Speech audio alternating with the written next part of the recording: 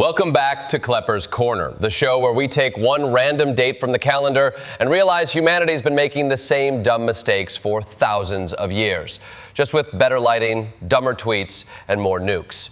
Today we're diving into October 9th, a date that apparently decided to cram the entire human condition into 24 hours.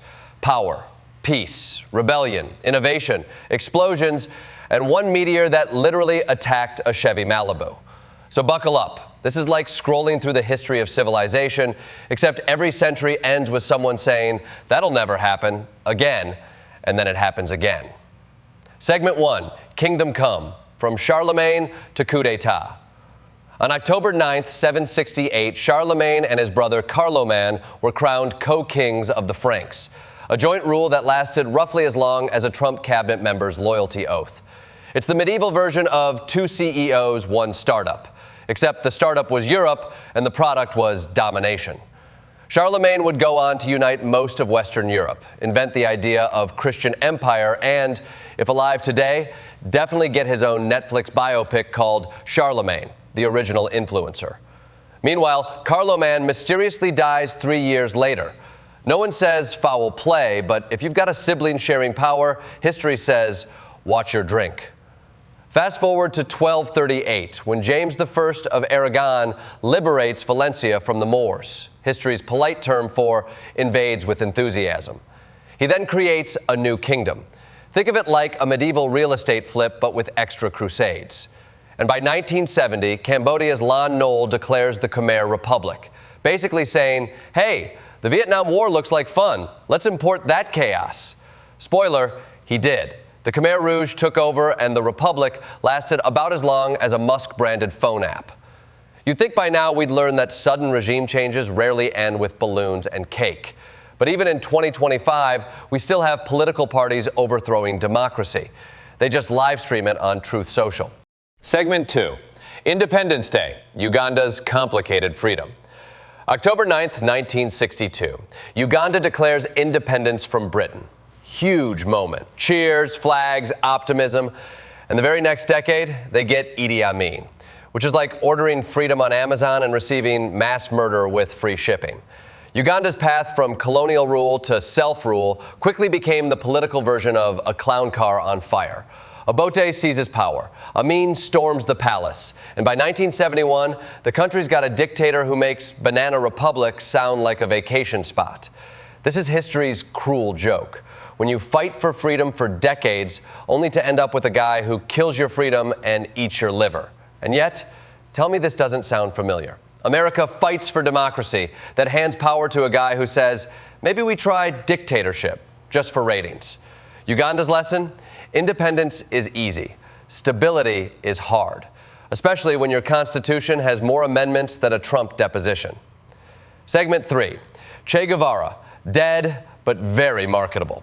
October 9th, 1967.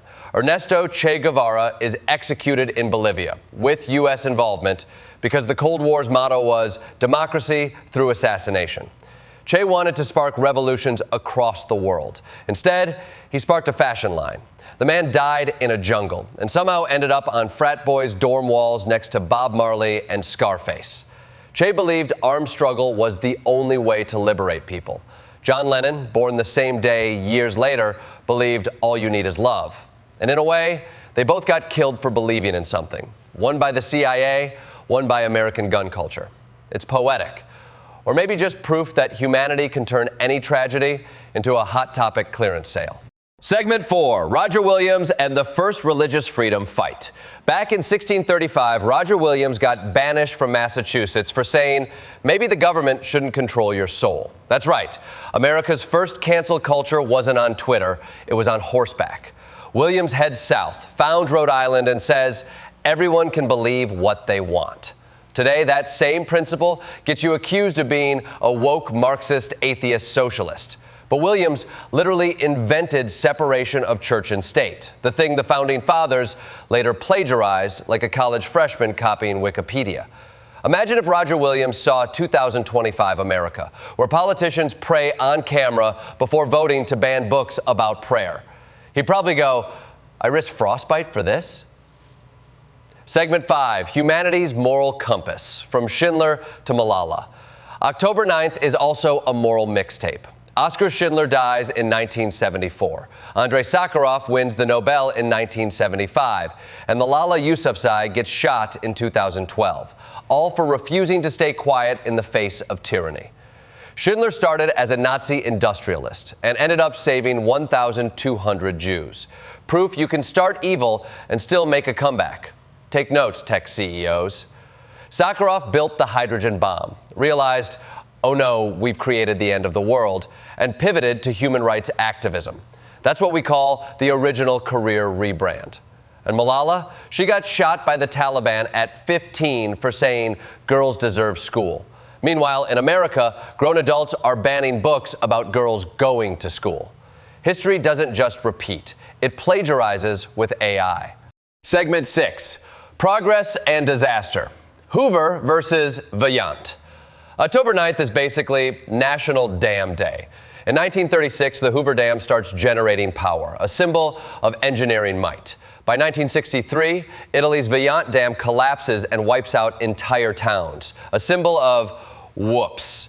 The Hoover Dam was an architectural miracle. The Vaillant Dam was what happens when engineers ignore geology and politicians ignore warnings. Basically, the same energy as every Elon Musk safety memo. It's the eternal theme. Humanity builds big things, congratulates itself, and then nature goes, cute, try again. Segment 7, Connecting the World, the Universal Postal Union. October 9th, 1874 gave us the Universal Postal Union, the world's first attempt at a global communication network. Basically, the 1800s version of the internet minus the trolls. Before that, mailing a letter overseas was so complicated it made the IRS look user-friendly.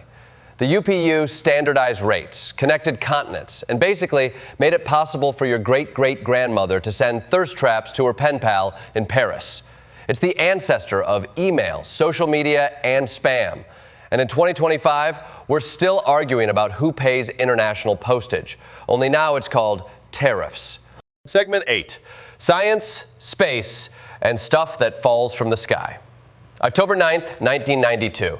A meteor hits a parked car in Peekskill, New York. The universe literally said, nice car, shame if something cosmic happened to it.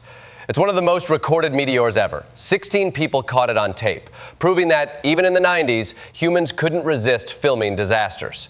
And in 2009, NASA's LCROSS mission crashes into the moon to look for water, and finds it, which is great news for future astronauts and bad news for billionaires who now want to bottle it and sell it as moon water trademark, gluten-free.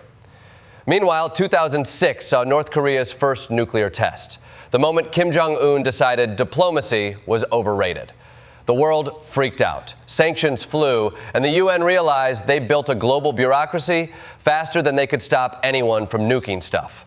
North Korea went from famine to fission in 1 generation. America went from inventing the internet to electing someone who tried to unplug it. Segment 9, Words, Music, and Masks, the culture of October 9th. October 9th, 1446. King Sejong invents Hangul, the Korean alphabet. He wanted everyone to read, not just the elites. Today, the average American reads tweets by people who think Hangul is a sushi roll. Progress? Debatable. By 1940, John Lennon is born, in the middle of the Blitz. From that chaos, he becomes the poet of peace. Imagine all the people, he sang. Imagine telling him 80 years later, peace is trending on TikTok as a filter effect. And in 1986, The Phantom of the Opera debuts, a musical about a deranged guy who hides under a theater and manipulates a young woman with power, lies, and music. So basically, the Trump White House, the musical. Phantom ran for 35 years. Trump's campaign, still haunting us. Segment 10, Conclusion, Humanity's Looping Playlist. October 9th isn't just a date. It's humanity's mixtape of chaos and hope. We build empires, tear them down, build dams, flood villages, sing about peace, then test nukes. It's the one day that perfectly captures who we are. Brilliant, reckless, inspired, and perpetually late to learn our own lessons. Che Guevara fought for revolution. John Lennon sang for peace. North Korea exploded a bomb. And somewhere, the Universal Postal Union is still trying to make sure everyone gets their mail on time. The story of October 9th proves one thing. History doesn't repeat, it remixes.